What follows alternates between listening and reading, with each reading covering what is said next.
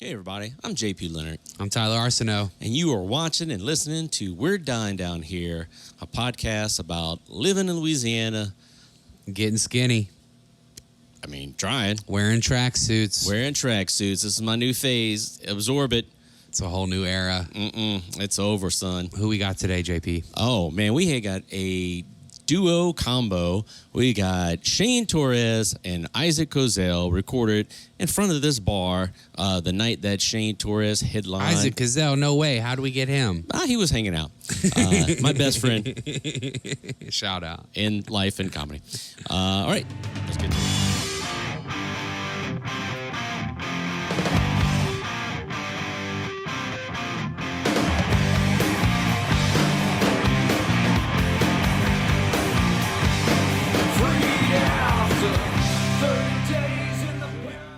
And we are here with our special guests, Isaac Kozell and ShaneTorres. Hello. Yes. Thank you for having us. Welcome to We're Dying Down Here.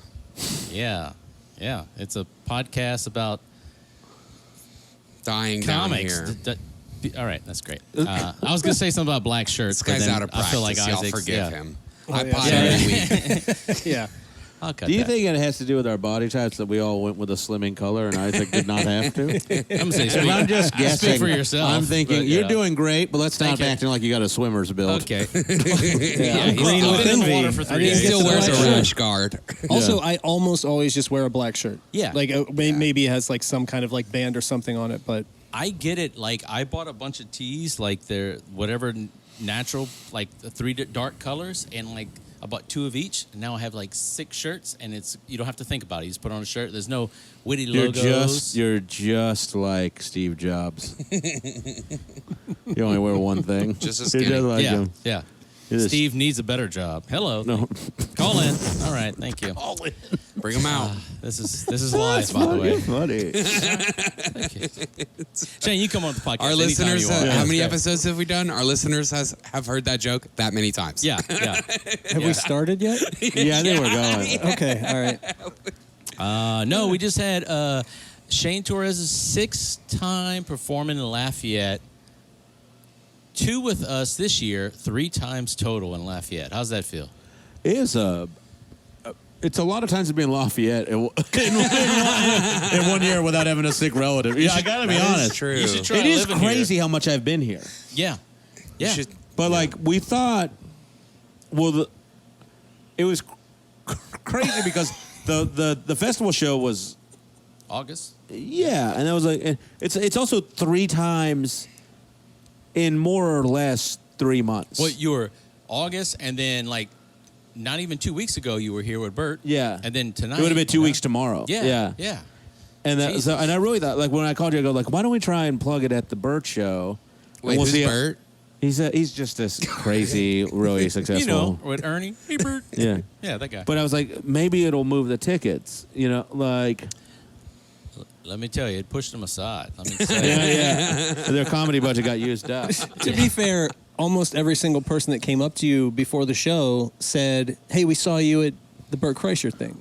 No, before the show, yeah, but I think in total it was like 4 people. Yeah. Which was about 60% Every of the single audience. every single 4 person. Just a fact But there check. were like some people who were just like that. One person said they saw me at the festival. Yeah. And then I think there was That was probably me. 4. Yeah. Yeah. And saw there you. were like 4 people from the Bert. Like I Yeah. mean, like, yeah. So I guess really like they either followed me and knew who I was, or the ads we bought worked. It's just not enough of it. So Because we had 7 more people. Yeah. beyond- Yeah. So the $7,000 I spent. Yeah, that couple that took the pictures, you know, those, they were like, yeah, we were just looking. We needed like a date night. We saw your ad today. I was like, yeah, fuck yeah. Ad stopped yesterday, but they still saw it, so it's Yeah. great. Yeah, I Yeah. don't get it. Yeah.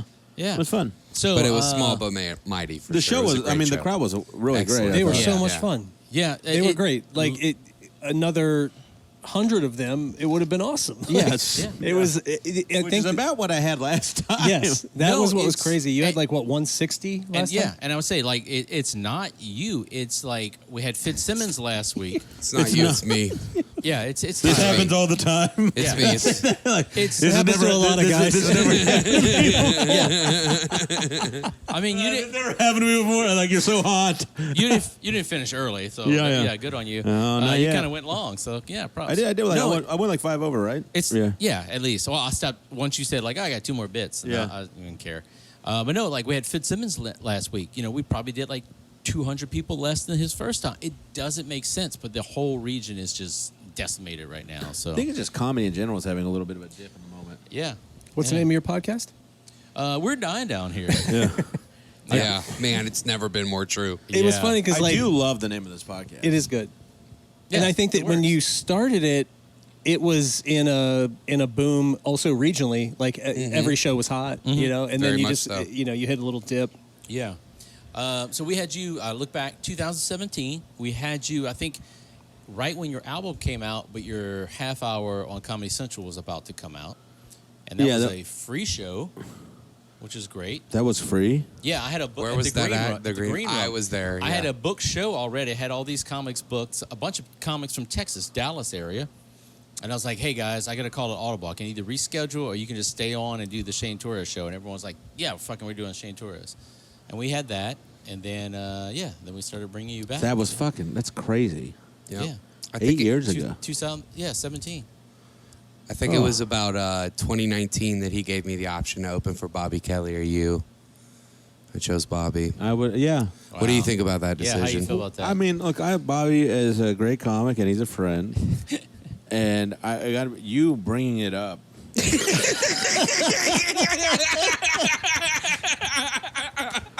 Is Let's weird. go to the phone lines. Can I Bobby, ask- you're on can I there. ask, Go ahead. why did you pick Bobby instead of me?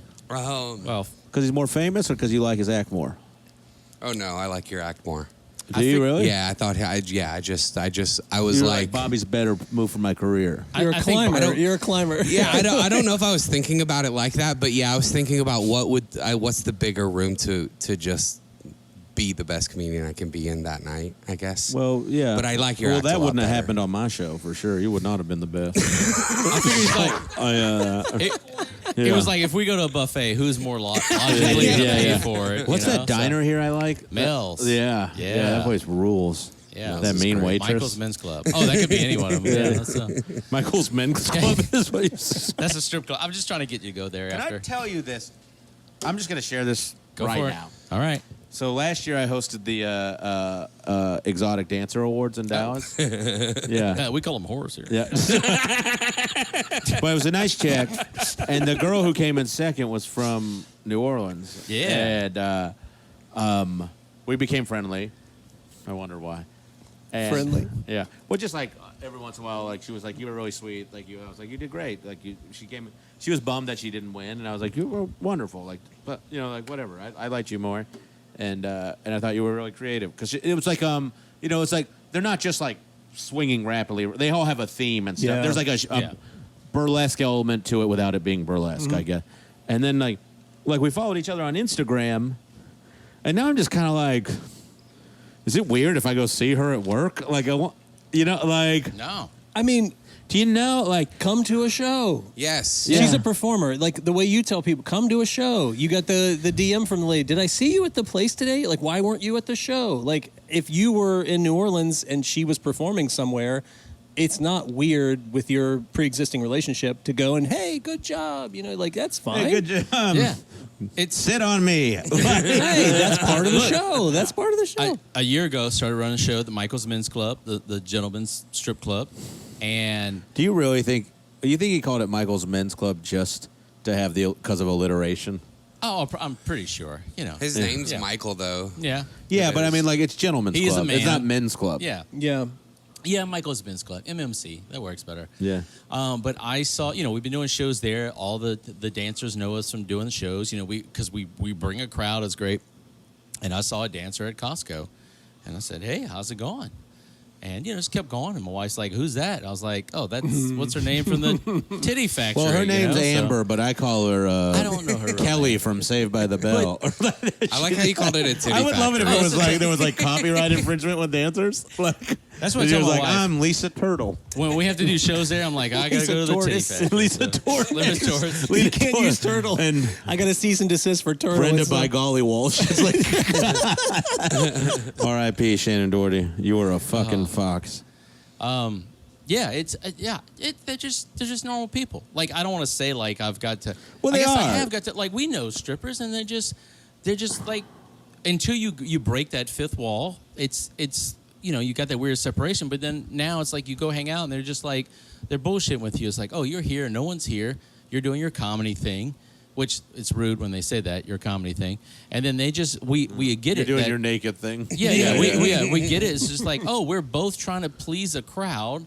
Me with words, you with boobs and You butts, with a know? far more enticing. Yeah. It's weird, but yeah, it's totally like pulled the blinds back on strip clubs for me because like, oh, it's you, and how's it going? Yeah, it's pretty. So I didn't grow up in Portland, but I had a lot of my youth there. In my like early 20s. It's like, and it's so strip clubby. You just kind of like are like.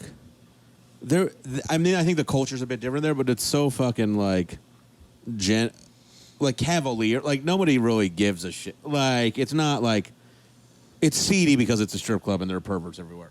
Yeah. But it is also, like they're like.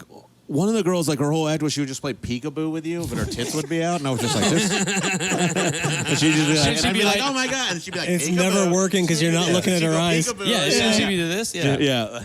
She goes, my eyes are up here. Yeah, but your peekaboos are down I there. do love the playful ones. Yeah. Ew. Ew. Well, that's all the time we got, guys. Bring her out. I have a buddy. No, so I mean, it's great having you back. It's great seeing I've seen you at the Cajun Dome. You've done the Cajun Dome 2 times more than me. Bother you? No, not really. Would but you love to do your hometown arena? That would be incredible. just because there's certain jokes I know I could do. And If I'd just anybody walk out. deserves it, I would it's just go JP. leave, walk through the lobby, grab hot dogs, and walk out. Like just Yeah. like fuck you, dude. I just did that joke. If anybody deserves it, it's JP for sure. Yeah, That's they'll for just sure. probably help make me clean up after. But no, like we've done shows together in New Orleans and all over, and like we've hung out in New York. First Yeah. time I was there, that was a fucking great hang. We got to see one of my favorite bands, and there's like Who did we go see? Lucero. Yeah. Brent, yeah. The first time I went to New York by myself, didn't know the city. The first night, he's like, "Come on down to Brooklyn." I was like, I got on the subway. I'm just like, please don't die. You know what I love about the South? Everything is down to. No one's going up to anything. Like Yeah, you guys yeah. are like, Yeah. like New Orleans is below you, and everybody's Yeah. like, oh, it went down to Lafayette. You're like, Yeah. There's this Went down to New like York. it's very Wait, I went. You guys go down to everything. It's like you don't even have directions. It's so fun. Yeah, that is funny. I just go over to a lot of shows. I'm Yeah. going over to Lafayette. Yeah. I'm going over to Baton Rouge. I'm going over to Mobile. Yeah, I'm always going. I down like to New go Orleans. inside of New Orleans. Yeah. I'm going down. But to like New you're York going next north, week. Yeah. and like Yeah, I'm people are going like, thanks for coming down to Lafayette. Like it's like I came from New Orleans. Shane, that's Like- because the Earth is flat. oh yeah. So there you go. All right, tune in. Yeah. But no, it's great. You You got were- us backstage at the Cajun Dome the first time. Yeah, we didn't get any food or meat bird, what- but that was Yeah, you were. great. It was All just right. the, What it is was, it? it was just the three of us We were in your good, dressing yeah. group. No, it was good. It was a good hang. So it's it's fun. You were like, having I don't you think here. we can go in there. They're having fun. Well, I always get Yeah. weird. When it's No, I not get it your for party. sure. I get it like, for like sure. bringing a guest is always a strange. I think it would have been weird. Like Yeah. Bert would Yeah. not care at all. He's a real more the merrier person, and like I trust you guys to behave yourselves. But I was just like, But Yeah. still. I also like just want to talk to my friends. Like it's gonna be like. Also, yeah, it's like for me, I don't want to meet people. Like, I don't get This like is starstruck. So it's just yeah. like it has to happen naturally. Oh, so and so. I didn't want to do this but- podcast. Well, no, it was that it's that dynamic of like Shane's in town. You guys always get the comics that are headlining. Yeah. And then you were like, hey, you want to jump on the pod? And I'm like, well, it should just be Shane's thing. No, We've been- no. we've It'd been be trying weird to if you, get it'd be you- weird if yeah. you weren't And here. we've though, been trying to right? get I you would on just the be pod hanging for a out while. right like off just camera. we're like right Just here. watching us. Hey, Shane, tell him the funny thing I told But you yeah, earlier. I love. Tell me how much I love. Do you the mic guys get pickup band. starstruck? Do you get starstruck, Shane? I get starstruck, but it's always about people who I think are they're not that famous. Like they're people I have a great respect. I'm that way. For. I just met Nick Mullen, and I was almost lost for words. Really? I really love that For guy. I Nick, felt the same way yeah. for Scott Thompson. That was the only Really? person. That's because cool. Kids in the Hall, Scotty? Yeah, Yeah, he's great. And I've had Kevin McDonald twice here, and like I saw him, and it was like I didn't expect to see him, and I was just like, oh, I feel like I have to tell him something. That's what I feel like. Like I don't want an autograph. I don't want pictures. I need to tell you. Like, and I was like, hey, you're the only DVD I own. Like the Kids in the Hall. That's a cool. The That's Kids a in the cool Hall fact. He box probably set. felt so young when you said that. Yeah. I know. I understand. Like Kev came out to. Oh, you call him Kev now? Yeah, well, Okay. we're friendly, Oh, actually. sorry. Yeah. He came out to one of my shows in Winnipeg because he still lives there. Oh, yeah. Yeah, like, I forgot the Canadians. yeah. Oh. But he came out, we became friendly, and then 2 weeks later, I was at South by, and they were doing. Did you see the documentary on them? Yes, yes. They premiered the documentary at South by, and like those guys are so fucking irreverent, and like. If you were like a punk rock kid, I loved SNL. Like I don't shit on it, like, Yeah. but like, but when I saw them, I was like, they're just kind of doing what they want. Yeah. You know, like so it was cool to be invited, and like Dave Foley liked me, and the other guys were saying hi and nice. You know, like it was, I was like, it was very, and then the doc is so sweet and so Yeah. heavy. You know, like because they never like I mean they all have done well. And Dave became like a sitcom star for a little while, but nobody, all five of them, never quite like movie starred. Right. You know, like household name. yeah, kind of thing. But they're all like just really unique, marvelous, and talented people, and they all have great careers, and like they all show up and stuff and act and stuff all the time. But it's one of those things. Like, God damn, man, what are we like? Like you guys, the five of you. Got it done. You had to show but like not one of you is like Yeah. What hope rich. do, Like what rich, hope do rich. any of us have? Yeah. Yeah, it scares Yeah. me. Well, you know? he was next to Michael Ian Black, and I was the state was second to Kids in the Hall. The state. I mean, there's so much stuff in my life that I reference for that, and I was just like, oh yeah, and I was just like, hey, how's it going? You know, Dude, I feel so introduce embarrassed. myself. I did not recognize Michael Ian Black. I was just like, that Yeah, kind of looks familiar. It's been it's been a Felt so while, but it was just stupid. like, oh, that's that dude. And then like literally Scott Thompson peeks out, and I was just like, oh, and I just called my wife. I was like, Scott Thompson's here. I'm sorry, I don't know what He's to say. so you know? funny. But that was at Skankfest. yeah.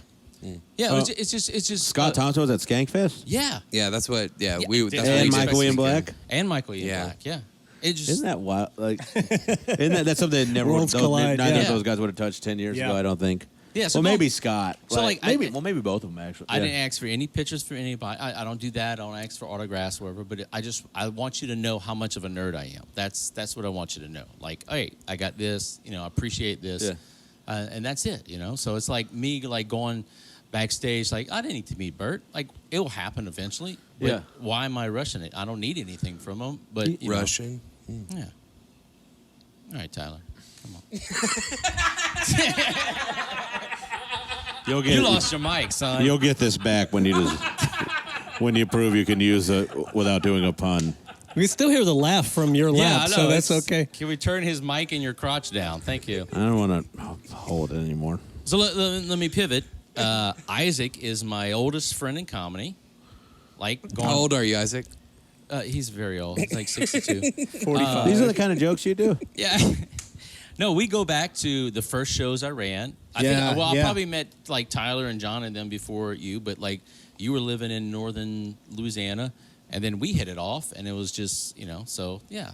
Why wouldn't I not have Isaac on here?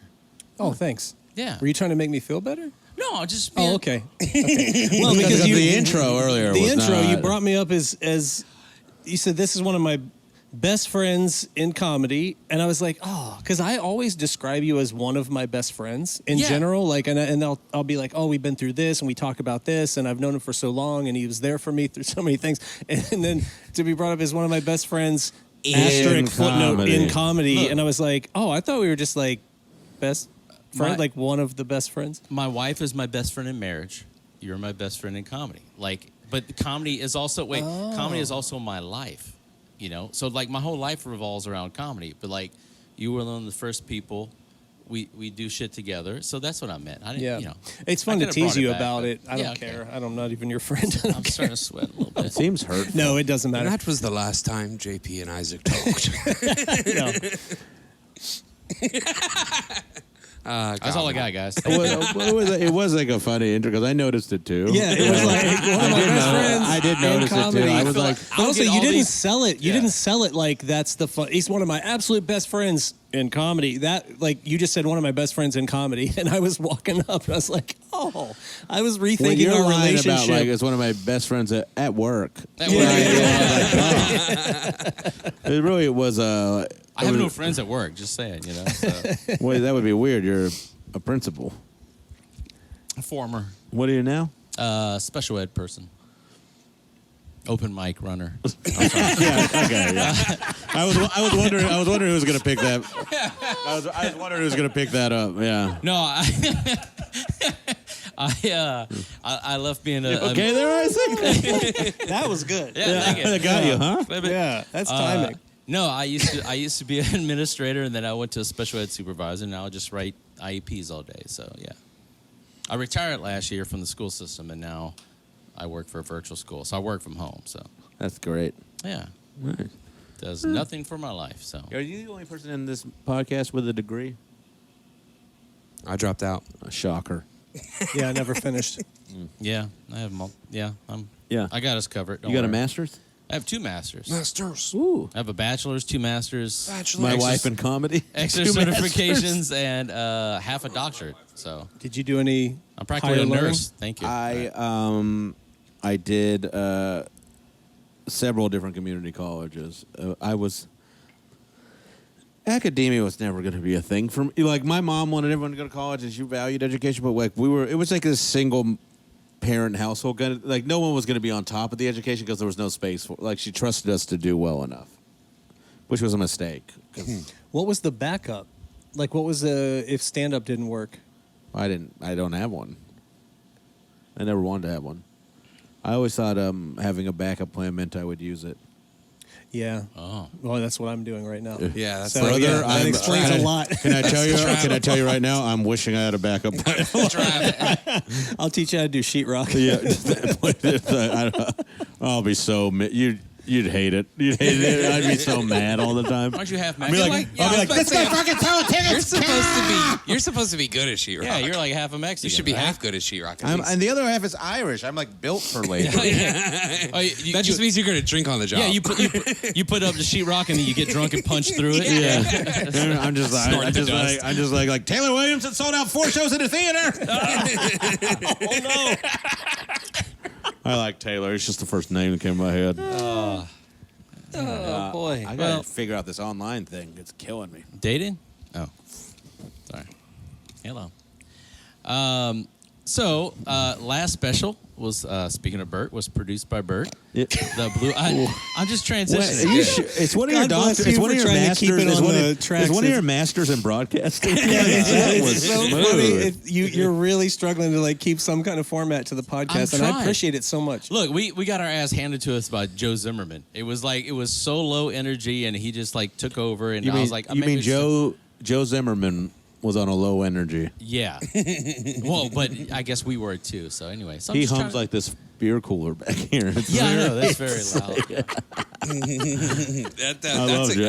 I love Joe, but it is very like That air conditioner is doing a good impression of Joe Zimmerman right now. No, he had a good time. We talked about birds and shit. It was good.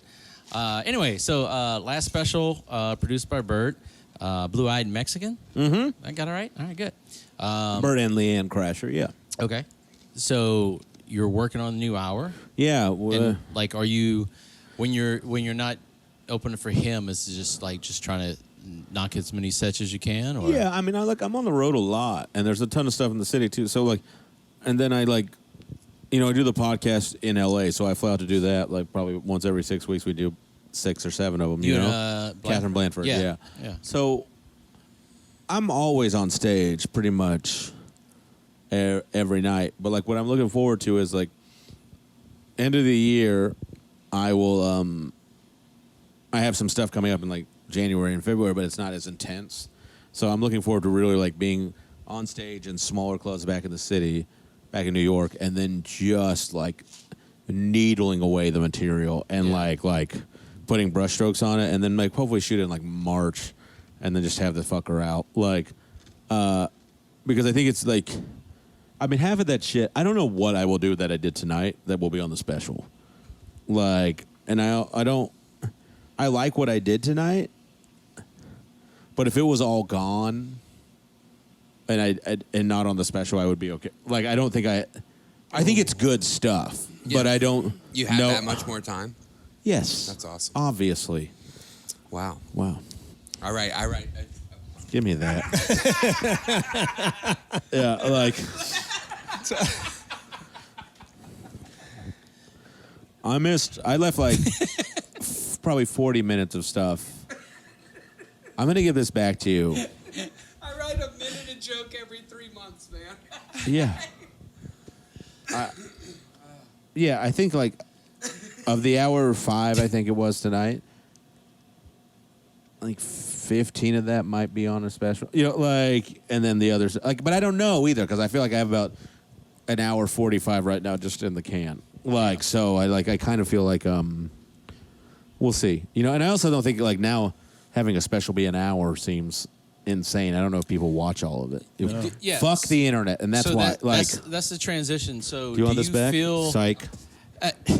Do you feel? Can you get some drinks? Thank you. Do you Yeah, feel these are empty. Do you feel the pressure for putting out a full special now versus just like as many clips as possible? Do you feel it benefits you? The clip thing is like. Here's my thing with the clip culture, and I don't know. Are those Vicodin? Can I have one? There's Zens. Pocket Zens. Hey, let's go to the sponsor. Vicodin. Do you want some lengthy pocket Zens? No, thank you. I think what my thing is with it truly is like, I think the internet has like watered down comedy to such a degree it's criminal. I also think it's also elevated in some ways. So like I'm not completely against what people are doing with socials at all, but I think it's like the barometer for what I would have put out online for people to consume just as like a little freebie or whatever is the standard for like what passes has dropped significantly because so many people just feed it like this algorithm, and I understand why, and I if they figure it out, okay, but I think what they feed it, a lot of it is like, I think right now comedy is getting fed nothing healthy through the algorithm for them. Not nothing, but a lot of it is like everybody's eating chips and there's a ton of chips and it's just empty calories. And I think what people are getting is a lot of the time, because it's not good stuff, but it is constantly being fed to them, is they're just getting a lot of fairly medium comedy. And not by everyone and not by one particular person. And by the way, some people are just putting out a bunch of stuff, and sometimes they put out good stuff, and sometimes they put out really bad stuff. Yeah. And that's what I think personally. So, and that how this has affected me is that I now have lowered my own standard to release stuff more quickly, and I hate that because it's not the integrity of like art should have. But it seems to be the place we're in. So like this is why I say, all right, this 55 to hour 5 I did tonight, maybe 4 to 5 of it will just be like 45 clips on Instagram. And then this other 45 that I didn't do tonight is the special. Yeah. How do you do? I don't like that, but because I don't like giving away the work for free either. Your stuff is more long form though, so when you set up, like you'll start off with like a tricky premise, and then like sex workers tonight, sex workers, you establish that for 30, 45 seconds, and then you get into the men. How does something like that work on Instagram or TikTok? It doesn't. That's the problem. Doesn't, and that's you the watch issue. those. That's the You look issue at that for me. meter. You see the views drop off after 6 seconds. It's like, how do you get them? And then all the advice is you put something up front with your face, whatever, or you put a heightened part of the I do bit. sex work. I go like on stage with a mic. I go, sex workers. Yes, You know, like I know. Like, and that's what we're doing. And I think that is act. fucking shameful. Yeah, it's have to think Because about and that. I also think it's creating an audience that maybe doesn't necessarily like, which consumes comedy, but is maybe fairly ignorant to like how it is done, even though they have more knowledge on it now. You know, like these people who like, there are people who have like good taste in comedy, and there are people who consume a lot of comedy, and there are both. And there are people who like just recite things they've already heard on podcasts. You know what I mean? Like, and they act like they know about comedy. Yeah. And that's not it at all. Like, it's taste. It is funny that like Theo Von quotes have become the new "I love lamp."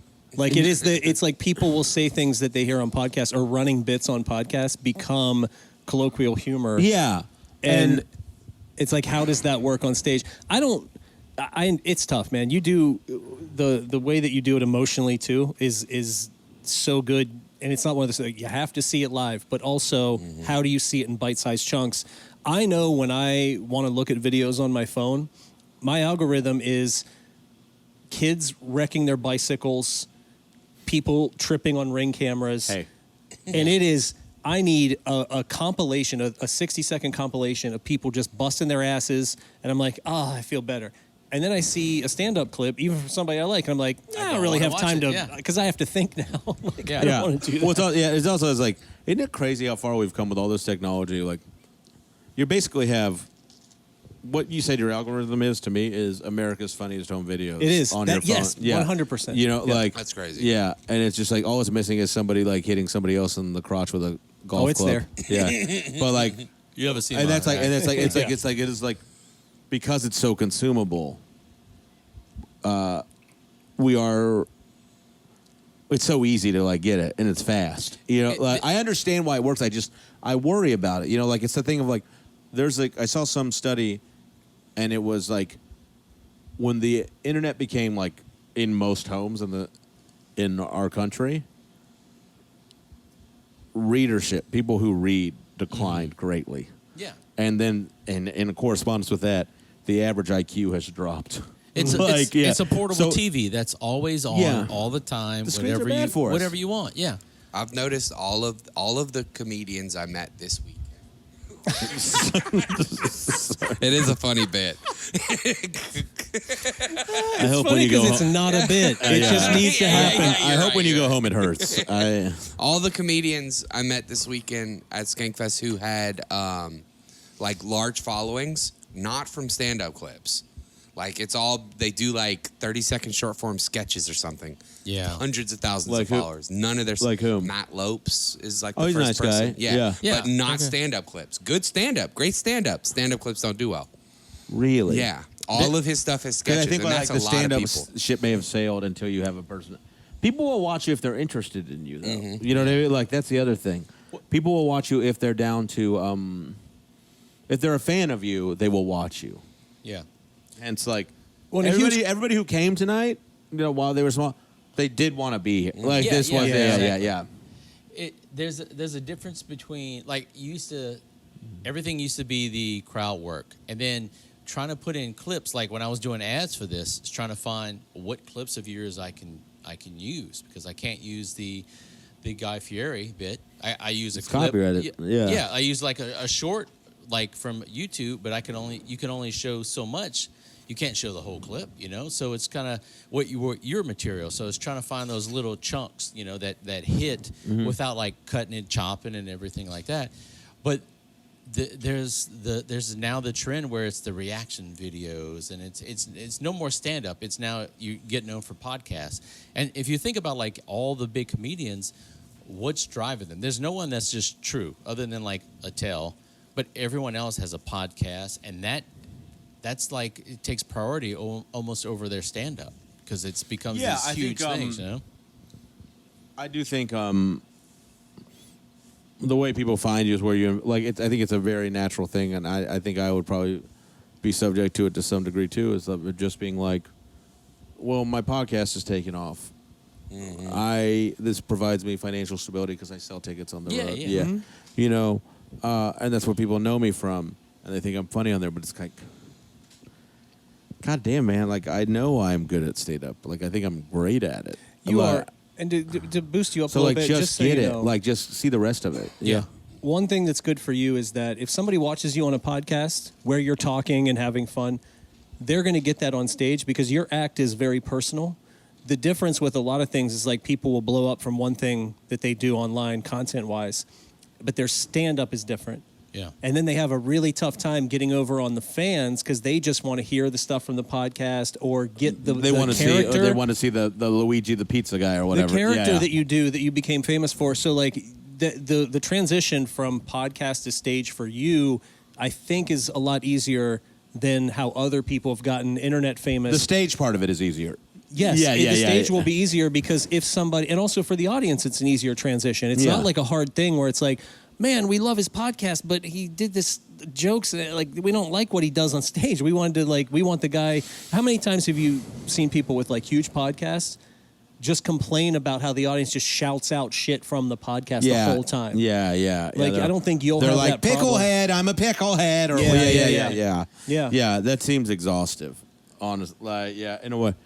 I see what you're saying. The other But Shane in I- comedy has the same thing where like Does the he have podcast. those kind of issues? No. I think that who he is on the podcast is very much like what Who he is on stage. Yes. Right? Yeah. I think Gillis is a pretty true to form person. Yeah. Yeah. Like so they'll get what he wants. Like and I think he also that's his energy he presents. Yeah. On the podcast, like as public user, but it's like this is what I do. I love doing. But imagine you have the character of the wacky gynecologist and you have 5 million followers, and then you go to do stand up and you're going to talk about other things, and people are like, "No, we want the wacky gynecologist." I'm thinking about that You guy. talking about pussy, damn it. I'm talking about that guy that he has like all the characters. Like he fills rooms and he's good on stage. Do you know what I'm talking about? His name Kermit or something? Kerwin Claiborne. Kerwin Claiborne. Kerwin, yeah. He Yeah, has he's all been these here. like. All right. Doesn't he have like a doctor character? He's and been here twice. The first and time. he's very funny. I'm not The shitting first on him. time I did it, and I was like, okay, it was for me. I took a chance, and I was like, okay, and I get so many agents hit me up like, this dude has 2 million followers on Instagram. I'm like, but he's not doing stand up. It's It's not even a stand-up show either. I had him the first time, and he did some of his characters, and he brings full stand up open for him. It was great. I enjoyed it. Next time he came back, no characters, straight stand up, and slaughtered. Like he made the evolution, which is great. But I get people like there's a dude who became famous because he used like face filters. And I'm like, what are we gonna do on stage? I'm not gonna put a camera on him and display it. Like, so what's the rest I of his do show? have a lot of respect for the ones that become good comedians. Yeah, or even already started. were good comedians. Yeah, and they found their breakthrough. And they found the way to get over on people on the internet, and then it's like, oh, now I have 1 million followers. Come to a show. Yeah. There's a guy from Louisiana. He's a used car salesman. Oh, You know that guy. Okay. what's his name? I don't know his name. And he's kind of he's kind of a shithead sometimes. Yeah. He watches people's videos and then says like a slur afterwards. Exactly. And then he's like, and by the way, if you want a 96 Ford Taurus, Doug Townsend. that was my Is it my Doug Shane. Townsend? That was my Yeah. Shane Torres. If you want a 92 Ford Taurus, sorry. We do this thing on our podcast called Comment for Comment, where Catherine and I trade mean comments people have said on our. And one of mine was like, "This guy stands like a teapot." I'm a little teapot. Anyway. Catherine almost pissed her fucking pants. Oh my god. Anyway, so his agent hit me up and was like, "Hey, so I didn't know who he was. I googled it. I pulled it up, and I was like, okay, what's he gonna do?" I mean, it's accurate. And I wrote back and I was like, "But we do stand up comedy. What's he gonna do?" And she says he's gonna be a great stand up comedy comedian one day. And I was like, "But what's he gonna do on my stage?" No reply. Yeah. And it's like there's no part. I'm sure there's some bar that's gonna book What him. agency was it? A chick from Mandeville, because one of our friends went to high school Lisa's with her. talent school. Yeah, Lisa's comedians and bow making and essential oils. I don't know. That's essentially what it was. They do a lot of Yeah, I'm stuff. sure she's selling essential oils. Herbalife. Because you know she's homeschooling her kids. Anyway, but I'm like, what's he gonna fucking do on the stage? You know, it doesn't make sense. But Lisa's anti-vaccinated talent agency. The funny thing is, you're we were gonna out get there. it one way or the other. We were on the North Shore this past weekend, and we were out in Covington, and there was a billboard for a lady that is running a talent school for like coaching actors and comedians and all that. And I was like, in Covington? Like, who's out here like making it big? Where it Act merits. like you learn to read. There's always regional shit. You know what I mean? There's always regional shit. Yeah. There is going to be some guy who opens a furniture store and he needs somebody to play his daughter. You know what I mean? Like, there's always going to be something like that. I just feel like her whole acting school is just like, no, just a little gayer. A little gayer. Yeah. She's trying to get everybody to be a little gayer. So let's shift. Isaac, New Orleans. Is where I live now, yes. I'm just naming cities. Isaac, Covington. What do you know about it per capita? No. Well, can I tell you? Covington's nice. Go visit Covington. Covington's nice. I'm a little drunk. No, so you've been running shows out there for a long time. I'm trying to be serious now. I've been there. Yeah, I've been there for almost 11 years. Yeah. All right. What's that like? No, I'm just kidding.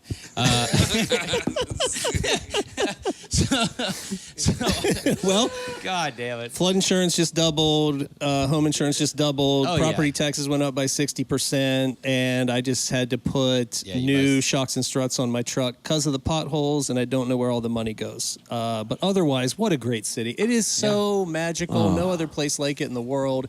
Come visit. Don't move. It's just... Yeah, I want to be a person who visits New Orleans, is very comfortable there, but just doesn't live there. It's not great. It is nice visiting. It is nice to visit. I like always, like, my dream is to have my apartment in New York and my place in New Orleans. That's it. Ever since I was in high school, I wanted a little apartment in the quarter, 3 blocks, tucked away, so I can just go visit and just not have to worry about anything. But now, They just doubled your fucking flood insurance? Everything went up. In the last 2 years, everything went up. Yeah, it's Well, brutal. all the insurance people left after Ida. And so we all just got letters, right, where like you had State Farm. And they're like, oh, State Farm doesn't want to do business here anymore. So now you have, ours was called Cajun Underwriters. And the logo was a crawfish with like a legal pad and a pen. And I was like, wait, this can't be real. They went under. But we live in the mud. You go on down the river and fish out your roof. While you're there, say hi to Leonard. Yeah, it was 100%. It's not so bad, Everyone, maybe you get that baby Jesus and the king cake, and you have you'll have a brand new deck. Man, I'm sorry. We're gonna have to raise your premium because the price of crawfish gone too high. Yeah, it was. It's down here too. Like you get a letter and it's like you're now with this down company. here. You're north. Down, up, and over. Point proven. Point truly. Up yonder in New Orleans. But and it's like, but also it's like you may not be covered. So there's so many people right now that are just dropping their flood insurance because they have the all the shit. Louisiana's so crooked, but they have a thing where they don't have to pay you out on your flood insurance now. So now it's just gambling. So it's brutal. They have a thing where they don't have to pay you out on it? They can just not pay you out. They can drop your coverage, like if something happens, drop your coverage, and then you're fucked. And it's happened to people. Like if something, what do you like? So like if Ida comes through, if it's coming through, they can drop you. Boom, at that moment, and then you're done. You know how health insurance has pre-existing conditions? Yeah. Property insurance here now has post-existing conditions where some shit goes down, they go, oh, fuck, we're out, and they just pull. Don't tell me you didn't have a lake in your backyard, and then you're fucked. Like you have to have the insurance, but also it might not pay for the damage because they can just be like, nah, we're done. That's fucking. It's kind of like wearing a condom. Am I right? You wear those? I've never worn one. I've been married so long. You've never worn a condom? No, I have. But like with your wife? No. Just for fun? Gross. No. What about a French tickler? Penis boudin? No. You ever do a French tickler? A French tickler? Yeah. You ever been at like a truck stop gas station and they have the condom thing next to the cologne thing in the bathroom? Oh, is that the thing that goes on your penis with like the little bumps? No. But it's a condom that's like, the rib for her pleasure? It's like that, but extra. Look, if she's having pleasure. A French tickler. Did somebody say? I know what you're talking about. You've been to truck stops. I've heard of them, but I've never seen one in person. It's kind of like I didn't mean that to sound defamatory. You've been to truck stops. I got to play a Loves next week. One day you'll be at Buc-ee's on the Buc-ee's comedy tour. I would open for free if we could do Buc-ee's comedy tours. The Love, no, that's fine. Yeah, they're having a hard time. Loves Buc-ee's is where it's at. Give me them I've BB never wore a nuggies. I'll take a tickler. Flying J. I like a Flying J. Good showers at the Flying J. Yeah. Oh, God. I hope I don't do that. You would never shower at a truck stop? No, I have showered at a truck stop. I just got like this weird shudder up my spine. I'm like, what if I did do a Buc-ee's? That could be your thing. Best fucking thing in the That world. could be your dude. thing. I No other informally do comics are doing Buc-ee's it. tours all the time. Every time I go I to Texas. can't. I'm not for it. I feel I don't think. First of all, I don't think I'm the act for it. You know, there's somebody out there who like it is a great good idea point. for. Yeah, because you're gonna Yeah. get really like philosophical. You know, be like, Yeah. Well, the space between a man and being a father and being a son exists in every man who's ever had a child. Yeah. You know, like, Yeah. so like, and how could I suffice in that space if I've only ever just been a son? Do you understand the territory that is vast between you and your own self? And somebody else is just like $2.89 for unleaded. like, They're out of beaver nuggets. $6.99 for peanut butter fudge. I just go look at a bunch of fucking taquitos rolling around. Oh, I would do it for the chicken fajitas. They have chicken fajitas. The best thing on the menu.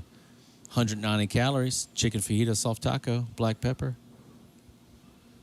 All right, guys. Thank That you. satisfies you. No, I eat like 3 of them. Yeah. And an apple pie. Let's go But- get some now. I'm Yeah, fucking let's go. starving. It's only 3 hours to Buc-ee's. So. Well, I passed this sign coming into Lafayette, and the nearest Buc-ee's is over the state line, right? yeah, it's you're either in Houston or Mississippi. Okay, so I They was just put a driving. new one I there. had to pee. I was like looking Yep. for a gas station. I saw a Buc-ee's billboard, and I was like, "Oh, did Lafayette get a Buc-ee's?" And the sign said, "You can hold it 194 Yeah, miles." yeah, I'm like, yeah. I can't hold it for Yeah. 3 hours. We are getting one. We're though. getting one. They broke are you? ground. Yeah. Yeah, they broke ground. It's going to open like it got delayed, but it's going to open like probably a year from now. But Yeah. yeah, the closest one is First Baytown, Houston, or Mississippi. Damn. Yeah. You Well, know what congratulations, guys. Yeah, it's Thanks. huge. Thanks. Lafayette's finally on the map. Coming up, baby. No, there's no famous, Well, no coming famous down, writers huh? from here or anything like that. Famous what? I was like, Lafayette's Writers. finally on the map. No famous writers from here. Who's famous from here? There was a guy that had a good Dustin Poirier, The Justin fight- Poirier, yeah. athletes, Shout out. Brandon Stokely, Timothy There's O'Toole. athletes. Yeah. Mark Broussard, musician. yeah. Yeah, Who's he? a musician. And what? Music. No, but like, is he in a band or is he? Oh, it's his Marc Broussard band. Broussard. Yeah. Okay. The guy. Yeah. He's got national credits. Who And wrote, everything. Confederate Hunter shit? Hayes. He did some shit. Confederacy of Dunces. That was Britney Spears. Oh, that's it. Ignatius O'Reilly. I just got a picture on my phone with the statue. I finally took a Yeah. selfie because I was drunk in New Orleans. Yeah. Me smoking a cigar with the great- statue. great book, yeah. One of the greatest books ever. So, yeah. But he was from here. Yeah, the writer. yeah. He actually Timothy was O'Toole, right? Yeah, he was a professor here, or went here to UL. And my old, this is getting nerd for the nerds. My old English professor was rumored to be the inspiration for that character. Oh, because They wow. went back. So one of it's now out of print. The defunct, like a local newspaper, independent newspaper, they had a whole like story on it, and they traced his roots of when he was here and elsewhere. And like you can find his old house here. They like marked it off and everything. But yeah, he went to UL, and it was some of the stuff was That's based great. here. That's cool. Yeah, it was kind of cool. Never read the book until I had this one professor. The book is amazing. And someone pulled me aside. He go, he's rumored to be the character Ignatius, and I was like, what? And like, yeah, like look at everything. And he rode a bike through campus. He was a short, little, overweight dude. Yeah. And yeah. Always eating hot dogs that he should have been selling. Yeah. That's like one of the funniest parts in that book. So the best part, my wife works for the university. She's in the Office of Distance Learning, does all the online classes. And she came home one day. She's like, guess who contacted me to help me build his class? And it was the professor who it was supposedly based off of. And like he sent her a gift card for Bon Tants, but it was actually when it was the Blue Dog. Yeah. Sent her a gift card, like $100 gift card. Thank you for all your help. And I took that, and I have a buddy who in Orlando who's a nerd for that book, and I just sent it to him, and I was like, you should keep this. And That's really He great. kept it because it's like, oh, that's the inspiration for that. That's character. I mean, that book is so fucking funny. Yeah. Like movie and like the. That is kind of upsetting that people in comedy will not read that book or know what it means. I know they almost made the movie, and it was supposed to be Zach Galifianakis was It going was to play also the supposed to be character. like Farley and John Candy. It's Yeah, like it's yeah, like it a just first role never- in Hollywood. They never could make it. I don't know why, Yeah. but it's probably for the best. But yeah, that like when you're in New Orleans, that statue, you can just go see I'll it. go It's to right it, on Canal. Yeah. Yeah, can't wait. I'm excited for it. Boy, we've covered so much on this. Yeah, we have. thing. What is comedy? What else? Anything else you want to plug? I think just ShaneTorres. But Google me. ShaneIsComedian.com, www.punchup.live/ShaneTorres for tickets. I'll probably if I'm going to the rate I'm going now, I'll probably be back in Lafayette before New Year's Eve. We're going to New York. Can you watch our cats? Yeah, I'll take it. Yeah. Okay, cool. That's good. No, man, it's an honor always having you here. I love being you. here, man. You're welcome back all the time, dude. I truly do. I do love coming here and being here. I love this town. It's such a bizarre like space for me because sometimes I feel like there's like 150 people, and sometimes I feel like there's like what like I can't. I always feel like here I'm at a roller coaster. It's peaks and valleys. Yeah, but I always have fun, and I love the food, and I love being here. I love seeing you guys. Let's go to Mike's man room. Man cave. Mike's man cave. Boob Emporium. Mike's, we're coming. that dancer I was telling you about, that one that like I kind of became friendly with. She always like posts her dates. So I guess she's like a pretty popular act, and she's always playing like she's like, I'm gonna be back at Uncle Buck's Booby Bungalow in Huntsville. Oh my god! And I'm like, I guess I'll go. I don't know. But yeah, www. Punch up. Is there HTTP in front of it? You gonna do this to me right now? Okay, I'd sorry. say third time I try to get it out. You want to take my mic? You know All what? right, Fuck it. All right. Well, we lost a caller. ShaneIsComedian.com. Shane is a comedian.com. Is a comedian.com. I thought it was Shane is Shane's comedian. Envy Bungalow Torres.net. Torres. All right. Isaac, what you got? Hey, thanks for We're having me not on. done yet. Tyler, Thanks sit for down. having me on the pod, everybody. Well, that shows where I stand in Tyler's eyes. Isaac, what do you got? Tyler's out.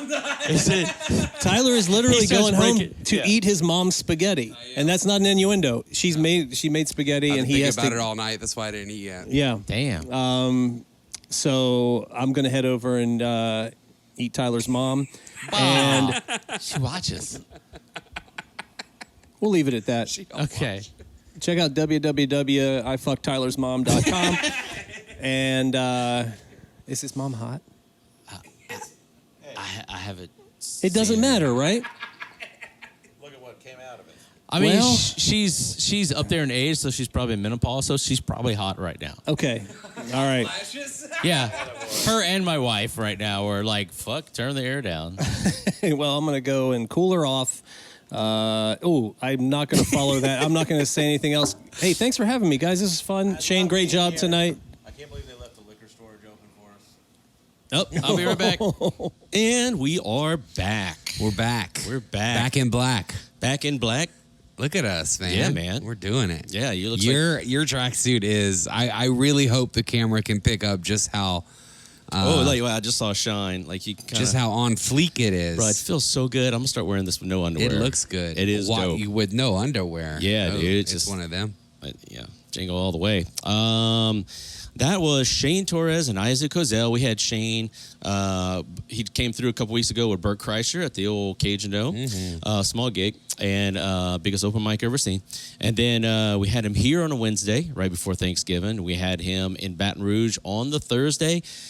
Let me tell you, the crowd here was great, but that Baton Rouge crowd was explosive. It was a lot more though, right? It was like double the size. Too. No, not even double. Oh, really? No, but it was just they were so hot. We've had Sean Patton there. We've had Louis J. Gomez. Shane was. This was one of the hotter ones, you think? Dude, when they Wow. laughed, it exploded, and I was Look, like, Rally Cap is look. We've had some Yeah. bangers there, like you said. yeah, it was just great. They were there all there for comedy, and it was awesome. So it's been a while. I know we're not putting these out, but we're doing them Yeah, when we as many can. as we can. It's been a weird funk of comedy. The last couple of months have been slow. In the middle of that, we took a little trip to New Orleans for a little festival called Skink Fest. Ever heard of it? Bruh, let me tell you. Got down there on the Thursday night, which was the pre-party kickoff, which is at the Joy Theater. Love the Joy Theater. Does some Headlined shows by over there. Hate Breed. Hate Breed. I didn't watch any of Hate Breed. Yeah, I hate it when I my didn't- wife breeds. I didn't even without go me. in that room. I don't think. Yeah, Where Hate I went in Breed there a few performed. times to go pee, and I was in there when Hate Breed was on stage, dude. And it was like a wall of sound, but it was so manageable. It was well Right. mixed. So we get down there. As soon as we walk in, we get our things. Because we had to go in there. Then we went out the little green room door, and we were going up the ramp, and then we see old buddy Joe List, and he's like, "You got cigars?" I'm like, "I have cigars." Yes. And then that was it. And then it just started a thing. And That was it. We left. Yeah, we left. We're like, We were out. like, this is done. Smoking's bad for you. We can't do this. Bobby Kelly. That first night was kind of wild. It was just a big You party. had everyone. So we're smoking. There's look, shout out Skankfest. Took care of the comics. Like just from the pre-party to the last freaking thing, the amount of food and drink. There were people just walking down the street with a bottle of Bodega Cat. So did that. I had to jump out and do a show at Sports Drink. Came back. And then at the end, we had to walk down the street to old Larry Flint's House of Library Cards and Emporium. That was fun. Stayed there. We met up Howard Hall, Sean Patton, all the New Orleans comics, Polk, Zambon, everyone else. It was a good old time. Man, that was good. That was night one. We were dead. And then night two, day two was the first day of Skankfest. I managed to make it there for the this they call it the Skank Walk, which, and that was from one of the hotels down the Convention Center Boulevard all the way to Mardi Gras World. It was awesome. Walked in there. They got a Ferris wheel. They got a spinny thingy, a full-size boxing ring. You've got, it was just so well thought out. You had the outdoor tent. You had 2 indoor rooms for podcasts and shows. And then you had the big room, the green room. I mean, I was just amazed. And it was like, the green room was like leagues above what it was in Vegas. Yeah, that's what the green room was incredible. Having that whole entire second floor of that building, essentially. And then you can go watch all the You shows could in the big main room shows. from Yeah, upstairs. I wish I would have taken more advantage of that, but at the end of the day, it's such a hang. Yeah. You know, they should call it Hang Fest because that's what it ends up being. Hello. Look, that first day, I did not do the Skank Walk. I did the Skank Uber. You scoobered on to the festival? Scoobered over to Mardi Gras World. I was tired. I got up and worked out. Did a little training. That's what I call it now, training. Yeah. It's just, it's like walking. Yeah. It's like, He walked to Shake Shack. What are you doing, again. training? Yeah. Yeah, I like saying that. Tyler, we call that the stairs. Okay. I'm training on the stairs. It was, man, I had a 1 p.m. set, though. Like, I didn't have much time to, I, got in there, and they were like, yeah, you're going to go up first on your show. This is who you're bringing up. And I was just like, all right, let's roll. Yeah, shout out to, I forget his name from the Creek.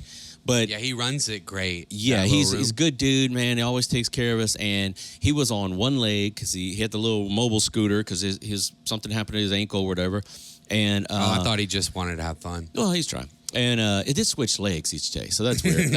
But no, he was him a rest. man. He was just like working it hard. Yeah, he was in there. He knows what he's all day. doing. He's been doing it. I think he's probably been managing that room at every festival for a while. Nice, because he was definitely doing it in Vegas. Nice. Yeah, I had a 5 o'clock that day, so I had time to go peek at things. And like, I think that one day was like, all right, I got to do my set, and then I'm going to watch this. And man, there was so much to do. So you had Legion of Skanks podcast, you had You Know What Dude podcast, you had Tuesdays with Stories, you had the Regs, you had so many more podcasts going. You had the big shows, the Legend show. I mean, it was crazy. That day I had drove up because we had Greg Fitzsimmons the night before.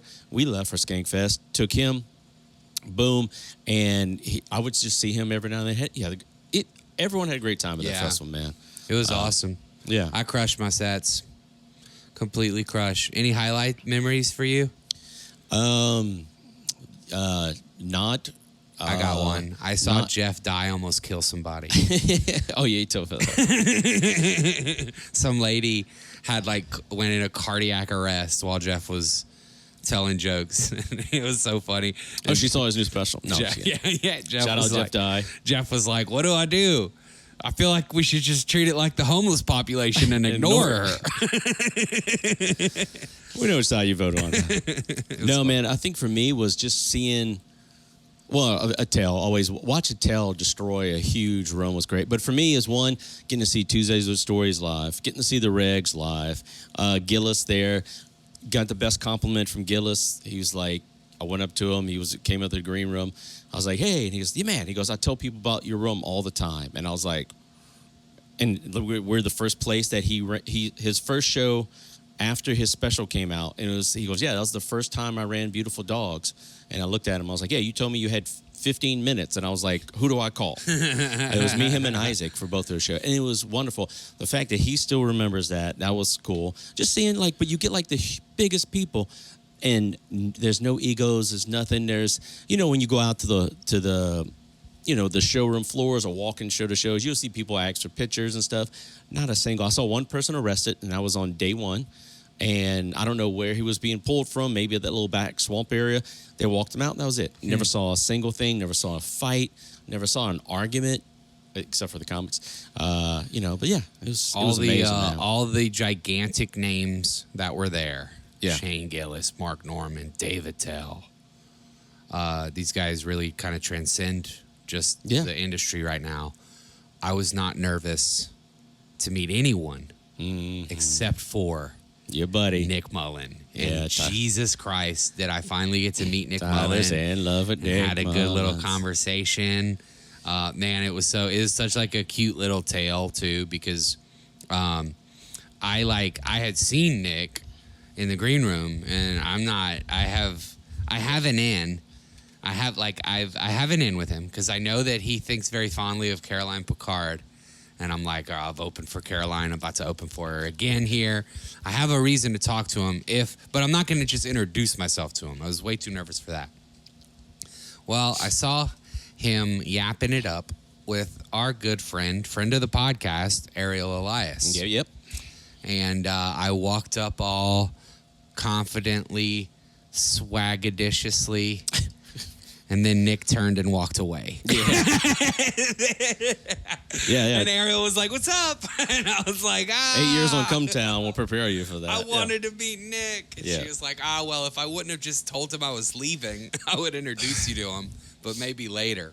And Polk was right there too, and they were making fun of me, and we were laughing. But not too long after that, I actually saw him and Polk talking because they know each other. Nice. And so when I walked up, Polk already knew that he needed to introduce me to Nick because we had already talked about it.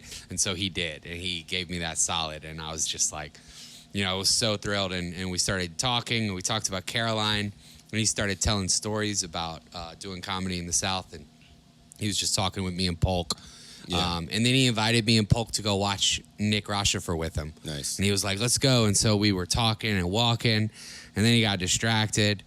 And Polk looked at me and was like, breathe, Tyler. But then, the distraction was taking too long. Yeah. And Polk was like, all right, well, we can't just, stand around here like little lost Play puppies. cool. Yeah. So let's leave. So we ended up walking away. And that was it. That's my Nick Mullen story. Nice. Yeah, I'm Nice. very happy about it. He is probably my favorite comedian on the planet.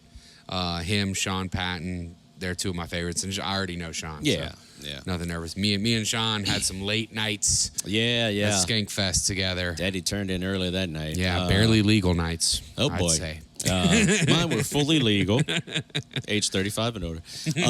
No, I think my biggest one, I was like, was Scott Thompson from Kids in the Hall. And we talked about it on the podcast. Cool, yeah. But, that's just someone I did not expect. Michael Ian Black from the State. Those are just, totally different levels. But, majority of the comics I knew I've had here. Very few people who was there I've never had here, or I've done a show with them or whatever.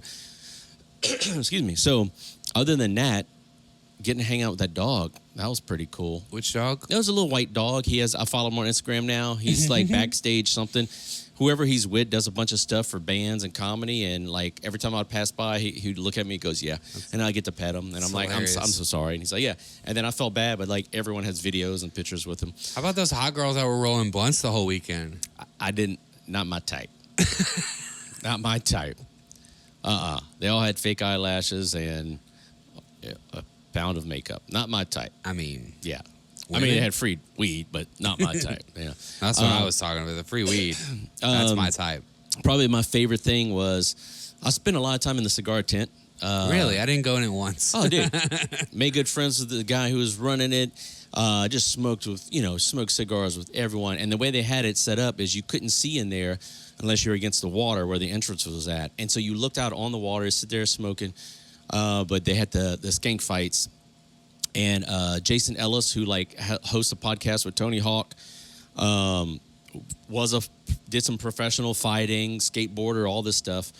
Scary dude. He has head Oh tattoos. yeah. He is. Scary. He was fighting Uncle Laser, and they were both in that tent, like warming up. And I'm just smoking a cigar. Watch this, and I watch Uncle Laser go from cocky confidence to which you need to be to like scared. While he was watching Jason, he must have while they were warming up, because Yeah, Jason would like warm up, and it would be like, "Hey, I'm gonna beep you in the ring."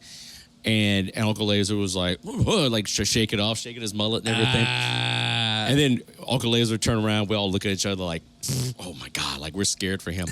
And the fight went exactly like I thought it would. Jason Ellis won.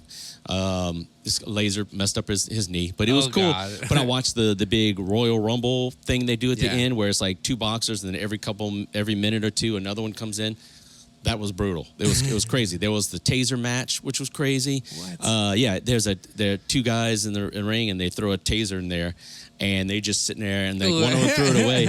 And someone was telling me this at one point, that they were on the ground, and Tim Butterly, who was like the MC of the thing, just kicked it over and like slid to them like in a movie. They both looked. That's great. So yeah, it was crazy, man. It was one of the best comedy weekends I've ever had, and I for hope sure. to do it again. And I think they could bring it back to New Orleans, because It was better than Vegas, and I heard a lot of people give that opinion. So look- I wouldn't be surprised. Hey, it was so good it made me like the city of New Orleans more. I mean, I always loved New Orleans, but Yeah, yeah. but I like it a lot more now than I did before. I had like a meh taste about New Yeah. Orleans. This Well- weekend kind of rejuvenated my feelings for the city as a whole. Well, don't expect it for the shows, because it's Back to normal. Let me tell you this, like, I know some people in the comedy world, there's people like, oh, I'll never do that festival, that association with that. I don't like the word skanks either. Just one of those words. However, it's kind of like when I took my oldest to a concert. We went to see Ghost and another band, these heavy bands, and there's still people protesting. Remind me when I would go see Manson, there's people protesting, and like, oh, this is evil. Once you're in there, it's the most positive family. Like I said, I saw one it's person. also incredibly diverse. Yes, Like yes. there is no like You've got everybody everybody always is like, oh, they're so racist, they're so chauvinistic. Oh, What? Dude, look at the lineup. You mean the Puerto Rican and the Jewish guy? Yeah, I know. come It's on. crazy. People don't- The most they don't positive, get it. every employee who worked at that venue was great. Every employee who was there for Skankfest, the Yeah. volunteers, it was so positive. You walk through the audience, people would talk. Dude, it was so positive. So Incredible. I get maybe the name association or whatever things, but like if you got to see that, it was the most positive, uplifting thing ever. And there was nothing negative, nothing I was like, oh, this shouldn't be here, whatever.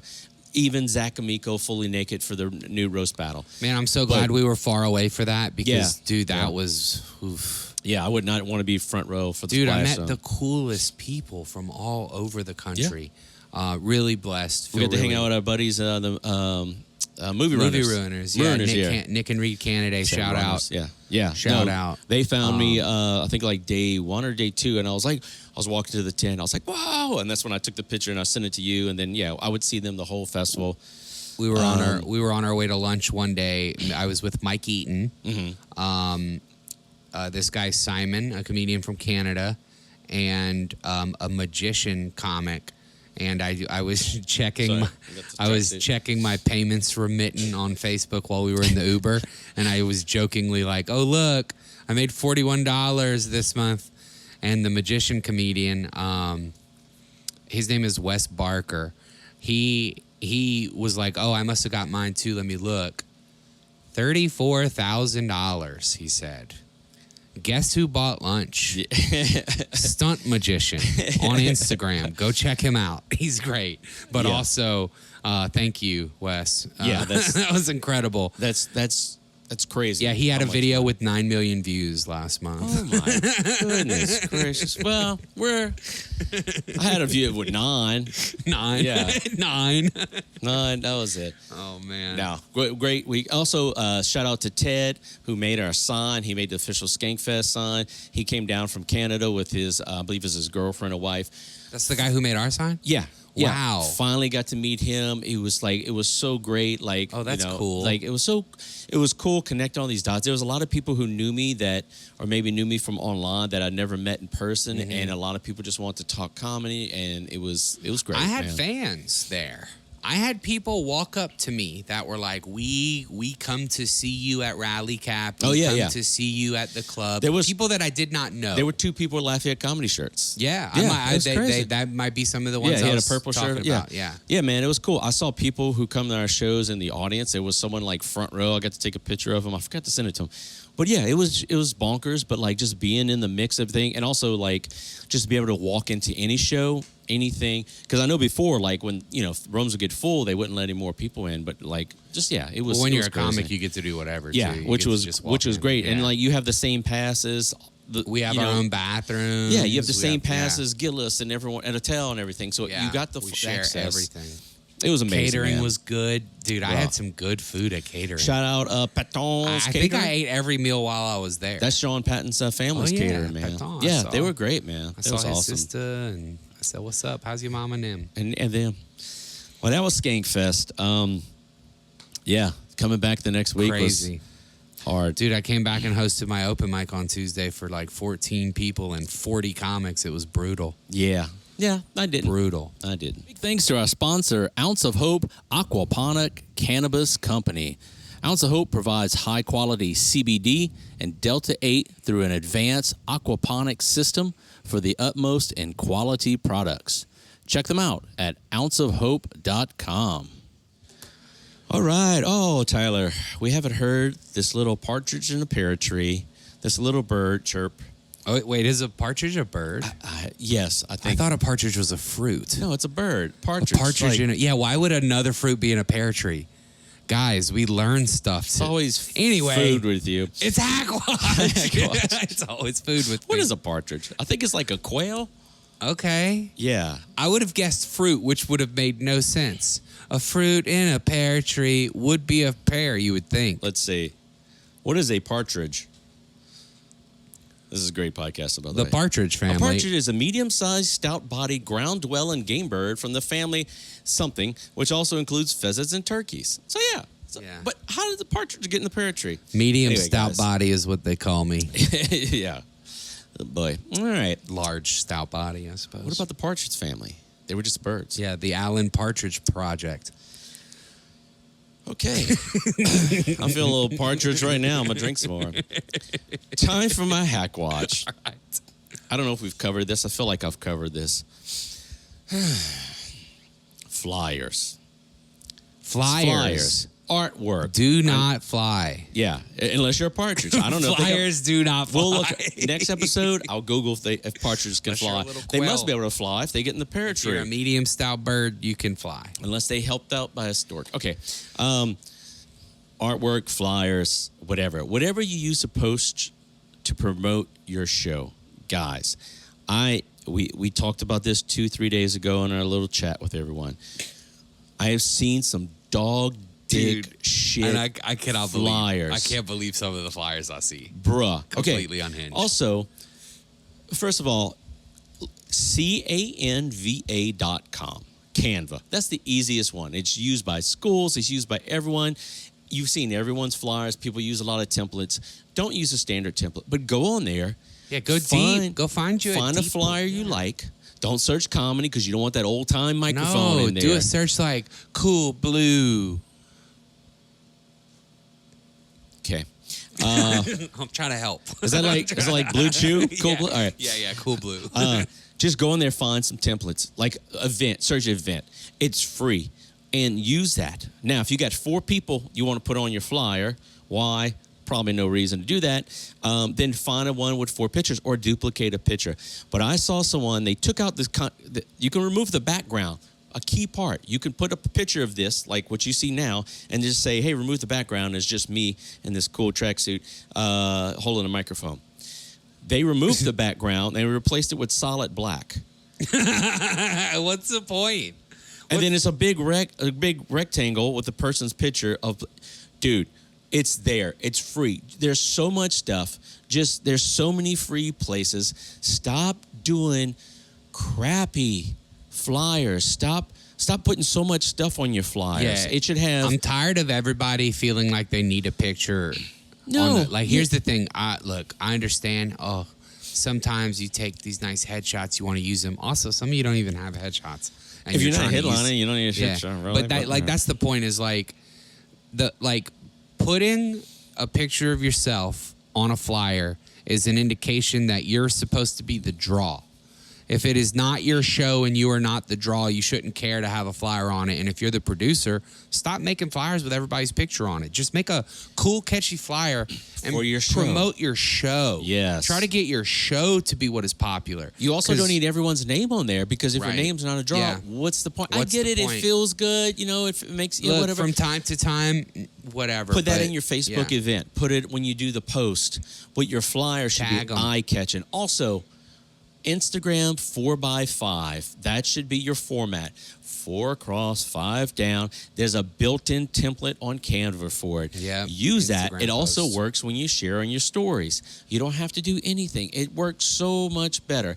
But stop doing these dog dick ugly Dude, I flyers. saw- It looks bad. If you put me on your show and I see that flyer, I will cancel. Dude, okay, listen. I'm done. This flyer was so bad. But besides from just the awful pictures, the awful font, like in the bottom left corner was a list of all the comedians in real small font. And right in the middle, in much bigger font, was the name of one of the sponsors. And it was like K's Cookie Crumble or something, all K's.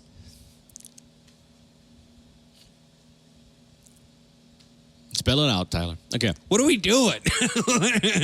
How is the first thing I'm seeing on a flyer KKK instead of the people's names that are performing? You might as well wrote 311. Yeah. All right, that's old. Jesus. Yeah, dude, just look, come on, man. Just Canva or any other free thing. Canva. Unless you're a graphic designer or you're getting someone to design you flyers, which if you paid for that flyer, both of you should be put down. Go find something. Just copy a template. Find your own thing. Find a show. Find a font. Look at what's there. Stop putting so much stuff on there. It's kind of like when you watch a PowerPoint presentation and there's 38 things. Yeah, you don't know. So your eyes don't know what to do. Yeah, Your eyes don't know what to do. that's my hacky. It was a good one. Good one. All right. My hack watch for this episode is going to be comedians who In are cars. Oh, sorry. comedians in cars eating boudin. I'm pro that. Comedians trying to talk about subjects that they're not ready to talk about yet. And I don't mean, and I'm not going to touch on controversy. I'm not going to touch on the N-word or other things like that. What I'm going to... You just did on that. What I mean... what I mean is something that is so personal and important to them that they may not be experienced enough to be able to talk about it yet, right? And this is actually this is self-reflection, a lot of this as well, because I experienced this myself. But tragedy, a lot of times, is really appealing to want to talk about for a comedian. Like maybe the death of a parent, or something awful happened. Maybe, heaven forbid, something happened to you when you were a child, and you want to talk about it. Dark comedy is very appealing, especially for new comedians. But not everybody is at a place in their experience level where they even can broach those type of topics. And it doesn't even have to be super dark. It could be as simple as something like, my dad died, and I still, after 12 years of doing comedy, have yet to write a joke that I'm happy with about my dad. And I'm gonna pair this little hack watch with some advice for anyone out there who may be thinking that they want to talk about this type of stuff and they haven't been able to do it and aren't sure how to do it.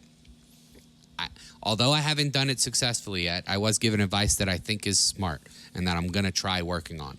This was actually given to me by local comedian Matt McCann, and this advice was given to him by non-local comedian Christopher Titus.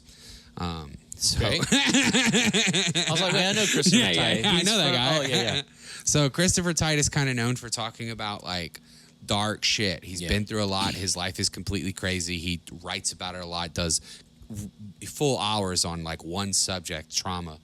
And So Matt asked him, how do you do that? How do you even begin to be able to write about something so traumatic? And Christopher told him, especially in the case of like writing about somebody, to practice writing not tragic jokes about them. Write jokes about them that don't make you feel sad, that aren't dark. Honor them, and then come back and write the dark part. And that's probably how the set should look anyway. Yeah. It shouldn't just be the dark part, right? So I thought that was really interesting advice, and it's actually something that I'm going to take into my next year and try to do, because my dad died when I was real young, and so I'm going to try to write some positive jokes about my dad, and then try to get to some of the deeper, darker shit at some point. That's weird, because I went to kind of the opposite way, but because when my dad was dying, like in the middle of him dying, we had Brian Posehn. This is when I was like about to become co-owner of the beer garden. Almost lost a ton of money if I would have invested in that. Moved to shows here. We had 2 Brian Posehn shows. Moved over here. I was driving back and forth to Florida, trying to, do that, make amends with. Like, he was unconscious, but like make amends with myself and what he was, whatever. And I got on that stage that night, and my opening bit was about him dying, but my joke was kind of reflecting back on me. Yeah. Kind of thing. And then I kind of, like, that was my way of processing it. And then I made, like, other jokes, because I used to always have that Vietnam joke or whatever about them and whatever. Then it was like, I can tie these things apart, but I also use it to tie it, about like, okay, my stepdad dying, my other stepdad, my mom, and all that. It's just weird. So that's my darkness, but I made it wasn't so negative, but it's a negative subject, but I made it funny, and I really turned it back on me, I think for me, I haven't found what I actually think is funny. I think I was trying to force it. Yeah. And that's not what I should do. Yeah, I think I should just let it come. Yeah. Let it come, yeah. Okay. Was that a Christmas song, right? Yeah. The weather outside is... And that was Hackwatch. That was Hackwatch. Rex. Big thanks to our new sponsor, Parish Inc., providing Acadiana with screen-printed apparel from T-shirts, patches, stickers, license plates, kids apparel, and more, as well as custom printing services. Parish Inc. is 2 locations, downtown Lafayette and River Ranch. Check them out at parishinc.com. Effect. Rex and effects. All right, and we haven't done a rec in a while. There's so much stuff I've been watching. However, this one I just started watching. I've seen him run it 3 or 4 times. The special that just came out, but that is a friend of Lafayette comedy, Anthony DeVito, son of Danny DeVito. Oh boy, Tony DeVito. No, Anthony DeVito, and his brand new special, which is on YouTube right now, called Straight Hoopin'. It's great. It's really? Yeah, great, cool. Man. I love him. He's got such a great delivery. We did a run. We did New Orleans, Baton Rouge here. Then we went to Austin, everything. Fun dude, great hang. First time I saw him, he was hosting all the half-hour specials in New Orleans when they ran those there, cool. Pre-COVID and everything. And I always liked him since then. He just has a good delivery. But yeah, Anthony DeVito, Straight Hoopin' right now on YouTube. All right. So my recommendation, this person does not have a special. Mm-hmm. They don't have a full special, at least. However, they are popping right now. And get in on the ground floor, because Amber Autry is hot. She is so funny. I think she is one of the... honestly, I see so many stand-up clips. She's the only one I don't skip anymore. I think she's absolutely incredible. Very funny. Oh, yeah, yes. No, she is popping right now. She has a Netflix as a joke set on YouTube that is incredible. Yes. And that's I think that's one of the larger sets you can see from her. Be on the lookout, because she's gonna be great. Her crowd work is incredible. She's just so likable and natural and really good. I'm super impressed. That's the one I see her all the time, and I just haven't. I haven't nailed the name to the face, but as soon as I saw her, I was like, oh, that's why I brought her up. She's gonna be one we're gonna see. We're gonna see her soon. Nice, for sure. You hear that, Amber? Amber, we'll see you soon. You'll be sitting right here. We'll be like, friend of the podcast, Amber Autry. That's you. You're gonna have to make that happen. Oh, okay. I don't book anything. I have to do that voice. No, I'll do the voice. Okay, cool. You book her.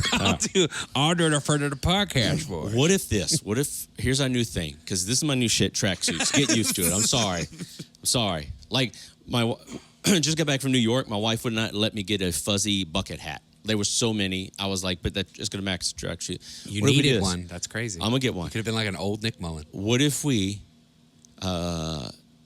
every guest on here, we buy him a velour tracksuit like this? Yeah. $40 Amazon. That's pretty good. Yeah. Yeah, we just get their size. Yeah. No, we just buy him one. YOLO the size. You have to wear it while we record, though. Yeah. they have to put it on. ShaneTorres is a toddler medium. Yep, that's right. I'm a teapot. Let's shout out of that. So that could be our thing. Yeah, that's it. It's like, people give gifts. We give you a tracksuit. That's it. That's pretty good. All right. I like that. All right. Put it on the list. All right. Call her out. Big thanks to our newest sponsor, G's Jewelry.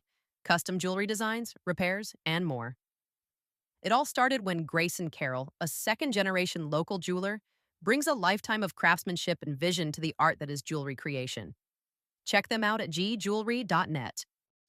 I guess let's look at what's coming up in the future. So, first of all, you can follow me at the JP Leonard on everything, and LafayetteComedy.com. At Lafayette Comedy. We're kind of winding out the year. We got a few shows for December, but starting in January, we got Sean Patton. He is coming back for Here and Rally Cap. I've been emailing the booker trying to get on those shows, so hopefully I hear back soon. I blocked him. Blocked him. Thursday, January 8th, we're doing 50 first jokes. This could be like a third or fourth one where comedians tell their first jokes of the year. It's going to be here. It's going to be great. Free show. Come to that show. That's incredible. Yeah. You get to come to the best comedy club in the state and watch some of the best comedians in the region perform for free. Brand new jokes. Yeah. What an incredible concept. It's going to be fun. January 18th, 2 shows. Harlan Williams returns. We're going to have a good time. In February, we're bringing back Stone versus Drunk versus Sober versus Mardi Gras. I'll be booking that soon. I'll be hosting that. Just some other ones. We got Kurt Metzger, Kyle Kinane, Rocky Dale Davis. That's crazy. Brian Kyle Kinane, Simpson. Brian Simpson. Jeremiah Watkins, Cliff Cash, Matthew Broussard, Sam Talent for Here and Baton Rouge, and Emo Phillips. Everything. We got some more coming down the line. Just waiting to confirm them. But LafayetteComedy.com for everything. Subscribe to the mailing list. You get first dibs on all tickets. Like when the VIP tickets went on sale for a lot of these shows that will probably sell out, you get first dibs. If you want VIP, you get all that. You get coupon codes, discount codes. Just whatever we can. And and check out the website and our social media because we got a special gift that should be coming in soon. And we got a limited that we're going to sell. If you're a drinker, you may enjoy them. That's it.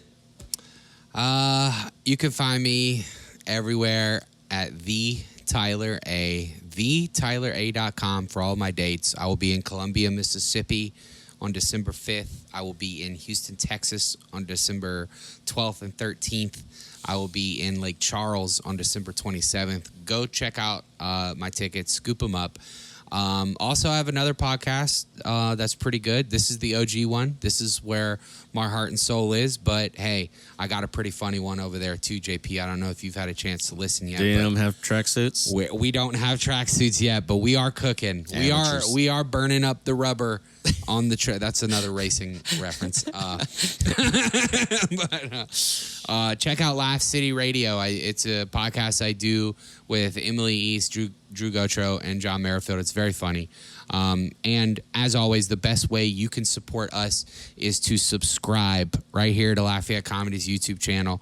Subscribe to us on whatever you're listening, Spotify, iTunes. Leave a comment. Send an episode to a friend. Yes. That is the absolute best way to get our listenership up on this podcast, on any podcast. If you like it, send it to a friend. Word of mouth. Tag comedians. Yeah. That's all I got. Highlight. Yeah. Comedians everyone. we don't even have. Just tag them. That's fine. Take that. All right. That is it. We're it's gonna be a slow December, but hopefully we'll have a couple episodes in the can for January. Hopefully we'll have a returning guest at the beginning of January. Yes, that'd be great. And then hopefully I can snag that big fish on the 18th. But The big H. the big H. Yeah, and we're then doing heroin, guys. Samuel Talent would be a We'll great get return that. as well. Yeah, I'm gonna try to get everyone. Yeah, one we're gonna episode. do it. Look, this next year we're gonna be cooking. Is this season 3? Are we going into season 3? This will be season 3. I'll start it at the because we started 2 years ago, which came up like a week ago on my memories. Yeah, Caitlin I saw it Palufo. too. Yeah, I didn't share that because I was so much fatter then. I did. I shared it for you and man, tagged you, and I saw I specifically put in the comments, "Look, this fat mother." Bruh. Yeah, it's rough, right? Honestly, I see pictures of me from a few months ago, Yeah. and I'm like, "What the fuck?" Yeah, I know. My face is so much thinner already. It's I'm working on even it, when I guys. thought I was like, oh, I look good. Like the Robert Kelly episode, I was like, oh, I feel good. I'm like 25 pounds lighter than that. I'm like, Yeah, oh, fuck yeah. dude, yeah, I'm not stopping to look like Jeff Dye. Oh God, you have to grow 4 feet. Yeah, I gotta grow taller. It's a bad example. Thanks for Anyway. listening, Or watching. and as always, stay laughing out there. No, I'm sorry. We can't know that. No one says that.